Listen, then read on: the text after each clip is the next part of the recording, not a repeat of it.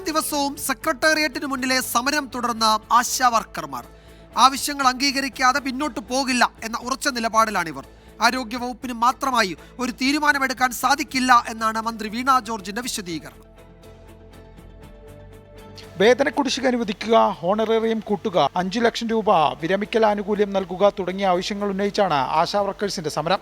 സമരം 8ാം ദിനത്തിലേക്ക് പിന്നിടുമ്പോഴും അനുകൂല നിലപാട് സ്വീകരിക്കാൻ സർക്കാർ ഇതുവരെ തയ്യാറായിട്ടില്ല.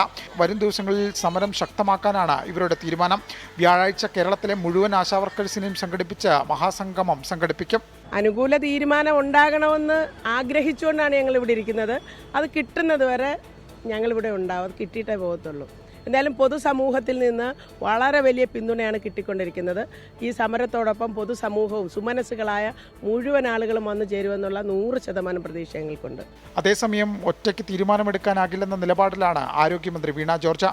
വിഷയത്തിൽ ധനവകുപ്പിന്റെ നിലപാട് തേടിയിട്ടുണ്ട്. ധനവകുപ്പ് പച്ചക്കൊടി കാണിച്ചാൽ തുടർ നടപടിയിലേക്ക് കടക്കാനാണ് ആരോഗ്യവകുപ്പിന്റെ തീരുമാനം.